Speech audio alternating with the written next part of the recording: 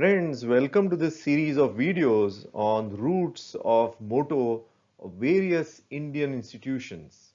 In this video, we are going to talk about the motto of Life Insurance Corporation of India. LIC needs no introduction. It was the first life insurance company in India, was created by the government by an act of parliament, and has continued its dominant position in spite of huge competition that has come in the marketplace. Let's explore its motto. Those of you would have seen the logo of LIC. You would find these letters below that logo, and they read Yoga Kshemam Vahamyaham. Let us explore what is the origin and meaning of these two words. These two words have been actually taken from a verse of the Bhagavad Gita. Bhagavad Gita, as you would know, is the essence of the Vedic culture, the Upanishadic teachings, and it was a conversation between Bhagavan Krishna and his cousin and dear friend Arjuna, who was about to get into the battlefield. Here, Bhagavan Krishna assures Arjuna, and let me read the verse. It reads, Ananya Shintayanto Mam Ye Janah Paryupasate Tesham Nityabhiyuktanam Yoga Kshemam Vahamyaham. Can you connect these last two words with the motto of LIC? So what is that Bhagavan Krishna conveying to Arjuna? Bhagavan Krishna is assuring to Arjuna that those who surrender unto me, I take care of their yoga and kshema. So we are going to explore this in the next slide. As you can see here, yoga kshema is made up of two words, yoga and kshema. Let's understand the meaning of this. Of course, I'm sure you are very familiar with this term yoga, but yoga has many meanings, and we will discuss the meaning of the word yoga in this context. As we just said, yoga has many meanings. One of them in this context is to get or secure whatever one lacks.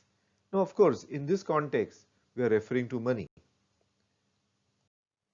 Kshema means preserving what one already has.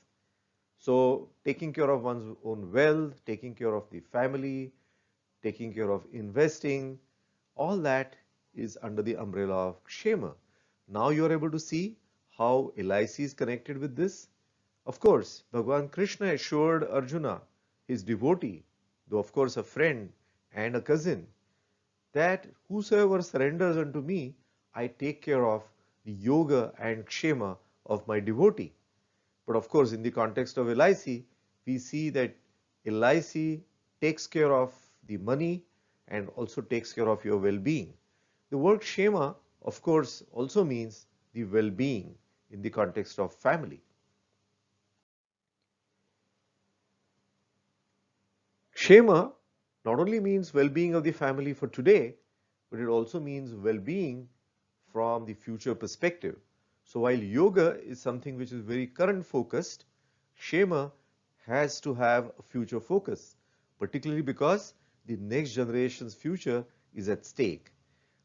Now, let us see how Vedic culture looks at yoga and Kshema as a division between men and women.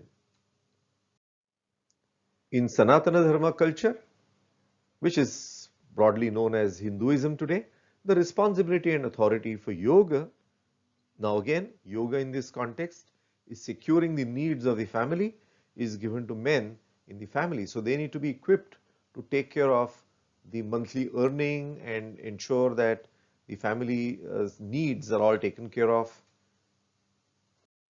And the responsibility and authority for kshema is given to the women in the family. Of course, today we see that quite often this role gets reversed, or sometimes both men and women work together on both the yoga and kshema. This is the order of the day, so nothing wrong about it.